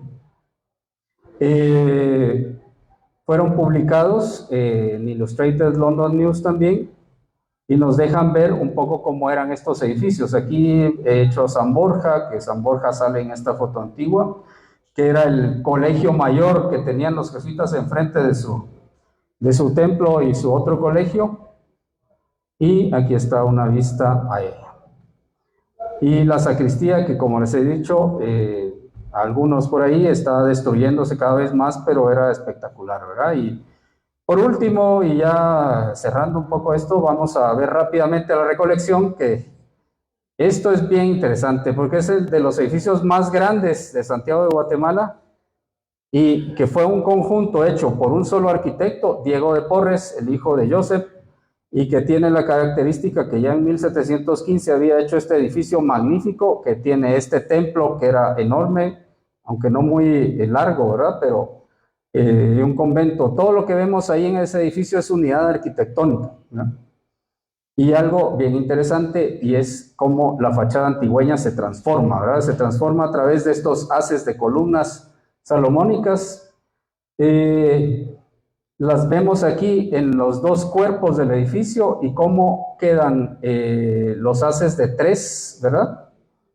Hay unos haces de tres columnas y es lo que va a servir. Ahí se ve la recolección hasta el fondo en la foto de Muybridge. Y aquí se ven ruinas, ¿verdad? Lamentablemente esta es la recolección, ¿verdad? Realmente, y mucho menos que esto porque los grandes fragmentos de la fachada fueron demolidos y se quitaron, ¿verdad? Pero de ahí sale bastante de la información. Esta es mi primera hipótesis y sigue bastante esta, ¿verdad? Esta es una hipótesis del Consejo de Protección de la Antigua Guatemala, dibujada, yo lamentablemente no sé quién la dibujó, pero es de los años 70 y la publica Luján en su libro sobre Diego de Porres. Me gusta mucho porque aquí el autor ya hace los dos juegos de columnas triples, y aquí Porres hace algo sorprendente, ¿verdad? Le hace dos pilastras que son salomónicas pegadas a la pared y otra exenta enfrente, o sea, es un juego de tres. Aquí sale este cuadro, lo publica Luján también, no es el original desapareció, estaba en la recolección en Guatemala, y esto es, según yo, es una copia, y se ve ahí el templo, ¿no? Se ven un poco las columnas raras, pero lo más interesante, en la foto antigua vemos el juego de tres columnas ahí tirado, si lo ven ahí arriba, y voy a usar aquí me dieron esto, eso que está ahí, ¿verdad?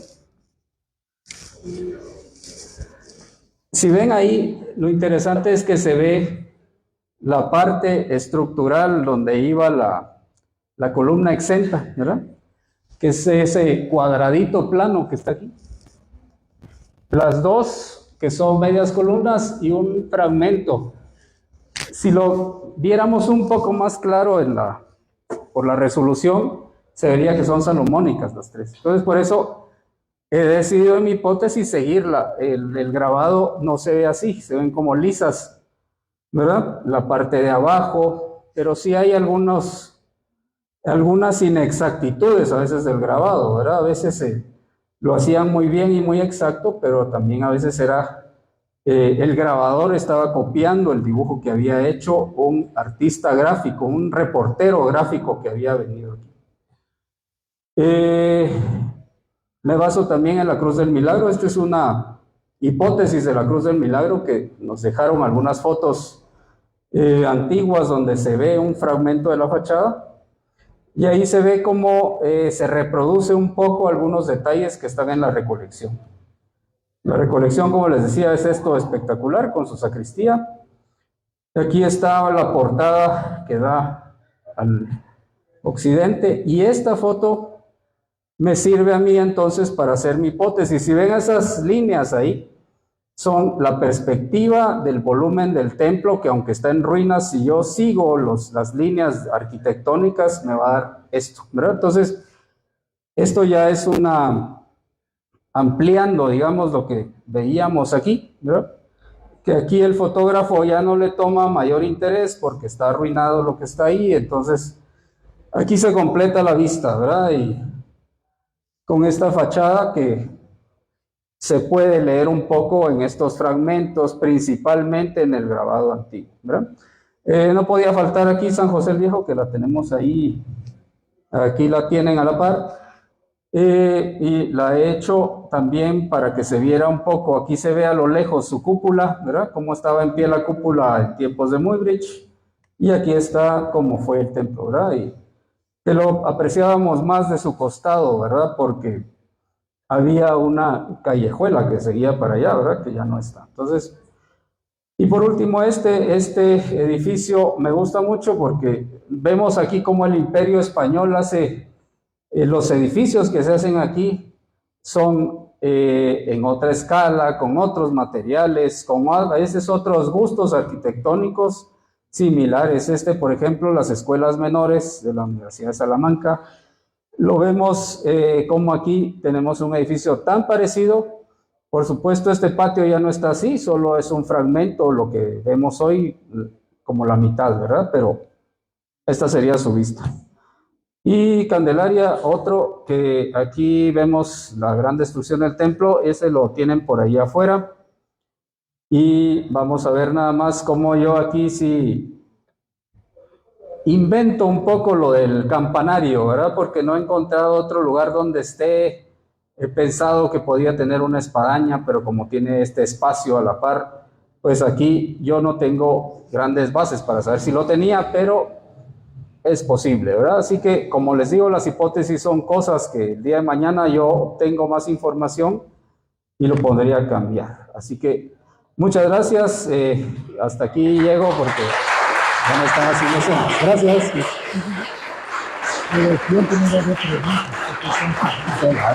No sé ni cuánto tiempo a ver.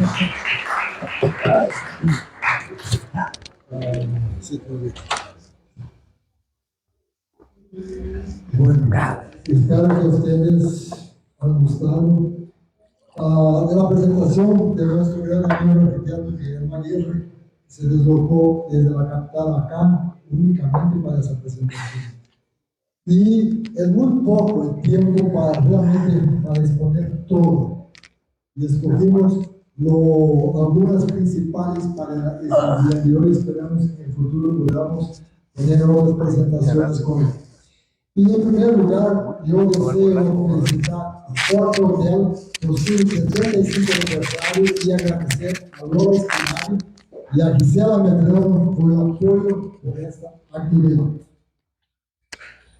Y en nombre de todos los demás, En nombre de todos los más de 13.000 miembros del grupo de la página de fotos antiguas de Antigua Guatemala, a Miguel Estrada, a Pedro Bermeo, los administradores de la misma, a Gracie Catherine, a Luis Felipe Soto, como a todos los aquí presentes, y principalmente deseamos agradecer al arquitecto Guillermo Aguirre por aceptar la invitación y brindarnos esta bella conferencia ilustrativa en la noche de hoy. Y arquitecto, en nombre de todos nosotros, deseamos hacer entregue de ese pequeño recuerdo. Una pequeña taza, esperamos que nos lleve un recuerdo de esta presentación.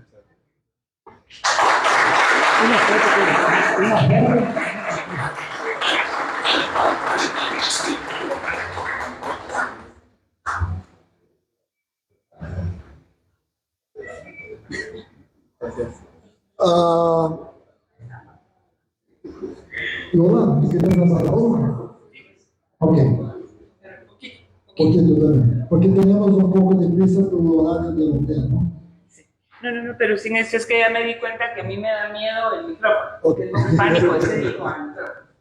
Entonces, y como se escucha, pues es muy poco, únicamente agradecerle a Pedro que se acercó a nosotros para esta exposición, por supuesto, al arquitecto, a los compañeros del hotel que han hecho posible que podamos estar acá, a ustedes, porque esto es todo lo que nosotros hacemos en el hotel, que es precisamente para la comunidad dueña, para la comunidad interesada en todo lo que es el arte y la cultura.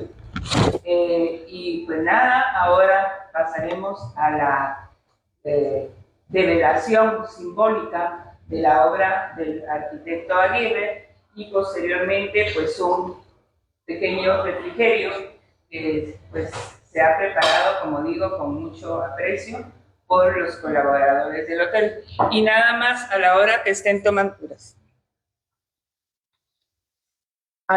se estén tomando su atolito y degustando algunas de las exquisiteces típicas que se ofrecen en el restaurante Los Moros, aprovechando un poquito el espacio para hacer la propaganda. Entonces les vamos a pedir si nos pueden apoyar con llenar unas encuestas, porque todo esto nos permite a nosotros pues poder seguir utilizando este tipo de actividades. Entonces, sabemos que el tiempo muchos desean y muchos desearían hacer preguntas al arquitecto. Yo creo que después de la develación, el momento del café, podemos platicar con él y sacar todas esas dudas que tenemos, porque gostaríamos de tener más de media hora nos respondiendo las preguntas, que hay muchas. Entonces, arquitecto, Lola, Gisela, Miguel, nosotros ahorita vamos a hacer la develación, cortar el lindo lazo que usted va a cortar, para ver las obras que van a estar expuestas hasta finales de agosto, y quien desea sacar su tarjeta, comprar alguna obra, está a disposición, acérquese al hotel, están también a la venta. Pasamos adelante.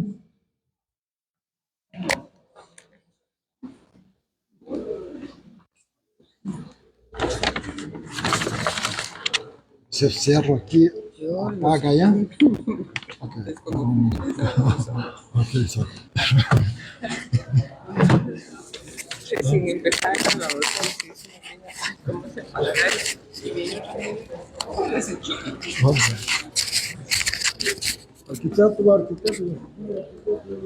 Agradecemos la sintonía de esta transmisión en vivo desde la página Fotos Antiguas de Antigua Guatemala. Vamos en camino hacia el corte simbólico de la cinta que da por inaugurada esta exposición, la cual invitamos a visitar acá en las instalaciones de Porta Hotel Antigua.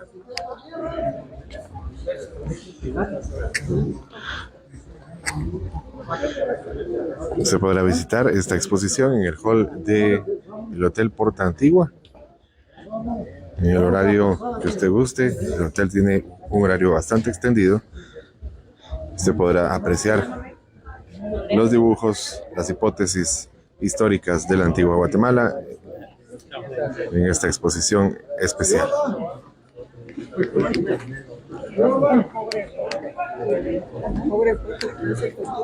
Ah, sí. Ay, arquitectos, qué bueno. Disculpe, ay, perdone, miren.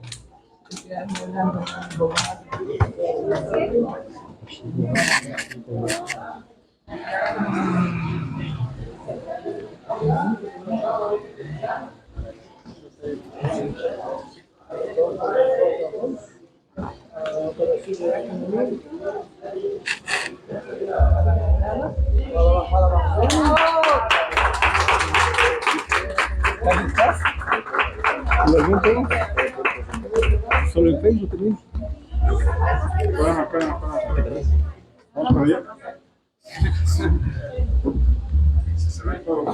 Entonces me pongo el Es que va a quedar. Hola. Cortada el último lazo. Uno. Otro pedacito. agárrelo usted. Acá. Ahora de este lado para fotos antiguas, recuerdo. Vaya. Gracias. Gracias. Okay. Por favor, ahora podemos nos dirigir a tomar un cafecito, a ver lo que tenemos de sorpresa de comer. De velar, por favor, vamos a ver. Ahora entiendo que hacen examen, pero mejor te le demos. Aquí está.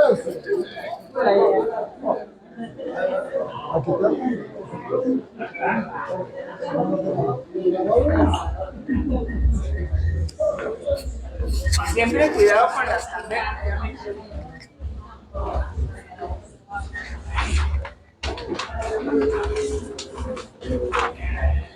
Esta es la primera obra que se develiza de la exposición Santiago de Guatemala.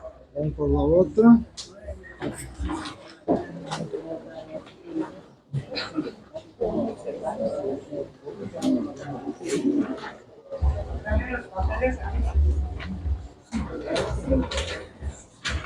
Quiero agradecer los comentarios que han llegado a través de esta transmisión. Muchas gracias a las personas que han dejado por acá su comentario. Gracias a Luis Fernando Campos Vargas, está viendo esta transmisión desde Costa Rica. Para Jaime Álvarez, saludos para Floridalma Carrillo de Gaitán, Roberto Gularte, Emilio Estuardo Burmester, José Miguel Asturias Sueiras, Fernando Estrada, María Fernanda Castellanos, y a todas las personas que han dejado por ahí su comentario y su like a esta transmisión. Y estas son las obras que usted podrá visitar, de la autoría de Guillermo Aguirre, obras que también se encuentran a la venta en esta exposición.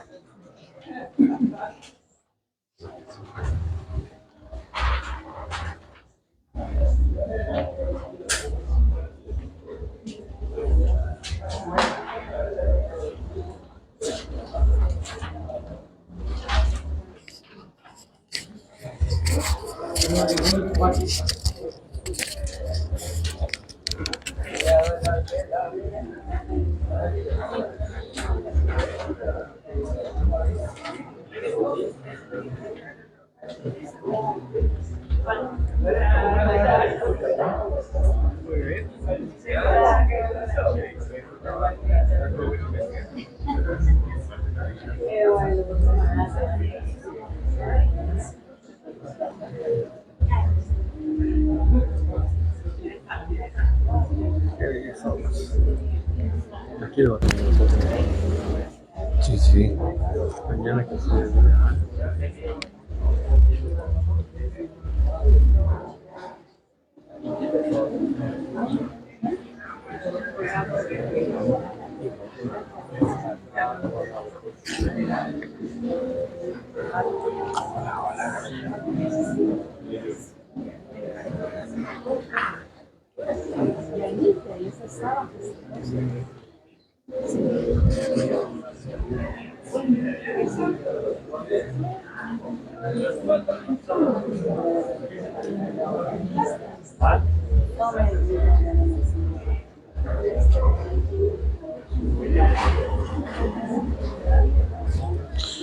Esto es en la parte del hall del Hotel Porta Antigua, donde se lleva a cabo esta exposición, y también estará disponible en la parte de la recepción una muestra más para hacer más extensa esta exposición.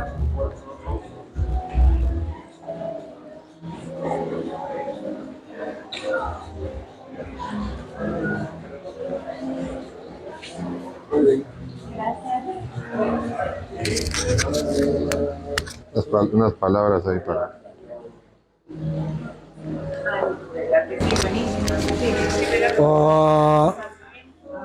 Estamos agradecidos a todos ustedes en asistir y realmente la presentación del arquitecto fue increíble y la exposición de muchas fotos que no se vio allá, que tenemos de otros monumentos, es espectacular. Venga a visitar a Porta Hotel a partir de mañana y si está a la venta para su colección, porque son únicas, no es hecho una a una, ¿no?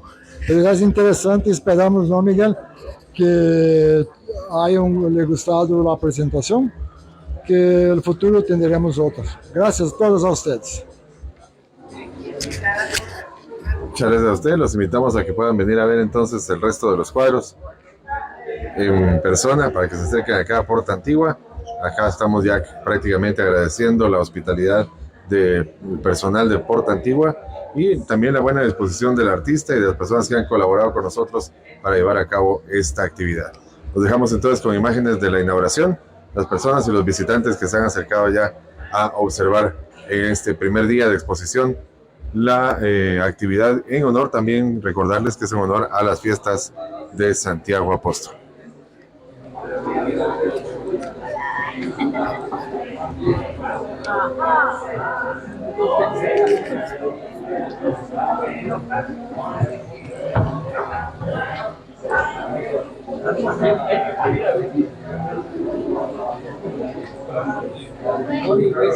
Clásico, según yo, el guardia que está acá.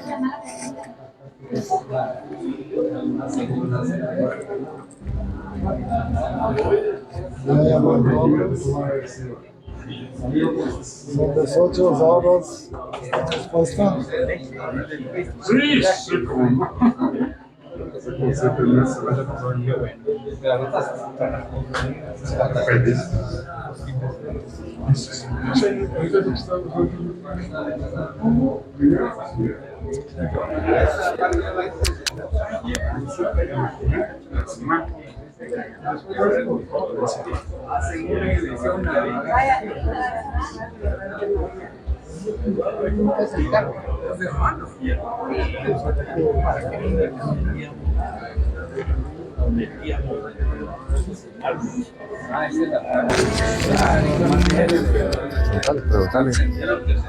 Buenas noches, arquitecto.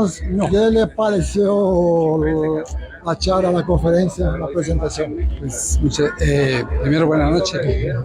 Primero, impresionado con la capacidad de dicción que tiene, de la investigación realizada en cada uno de los edificios.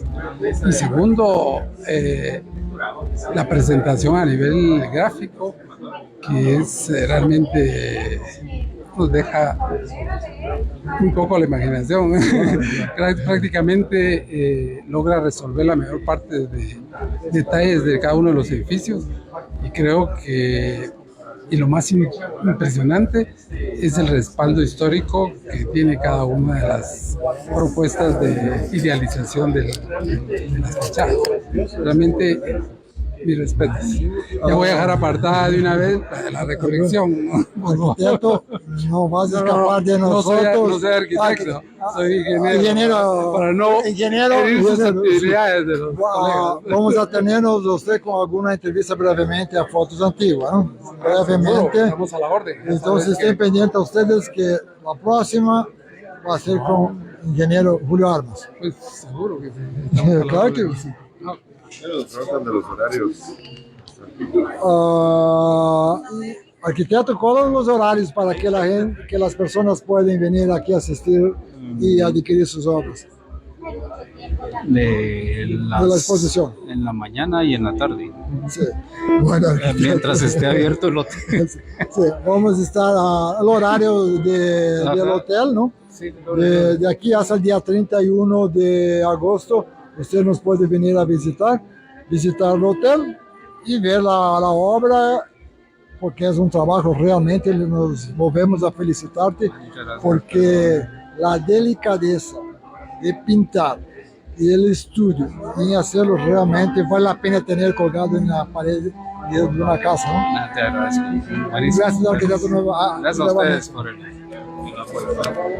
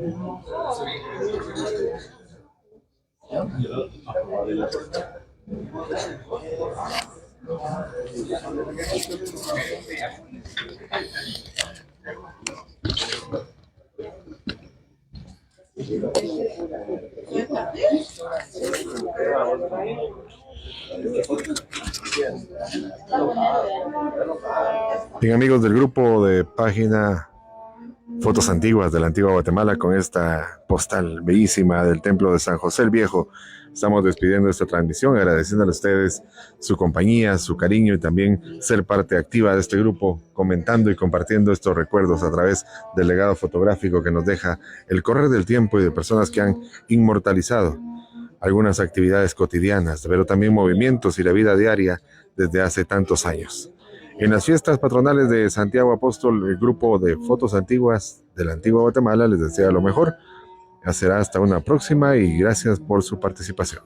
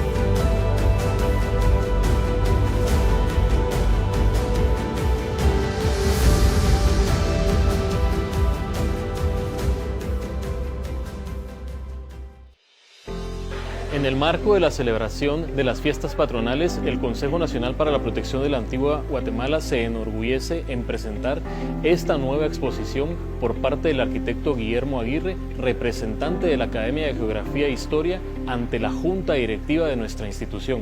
Gracias. La exposición es una iniciativa que ha tenido fotos antiguas de la antigua Guatemala, con Pedro Berbián y Miguel Estrada, que han colaborado en que yo me acerque aquí a Porta Hotel, que han montado la exhibición. Los 18 cuadros que están aquí, hay varias tintas, hay algunos hechos a pluma, otros hechos con rapidógrafo, hay otros hechos a lápiz y por supuesto acuarelas. Son varias técnicas las que he utilizado y pues la idea aquí es que la mayoría son hipótesis sobre el estado original de edificios de la antigua Guatemala.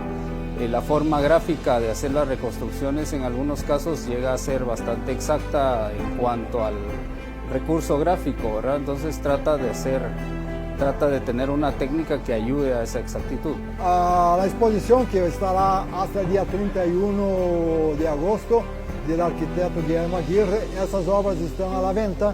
Interpreta sus diseños de lo que eran los monumentos en el pasado con su estudio histórico. Venga a verlas y venga a adquirirlas para apoyar ese bello trabajo.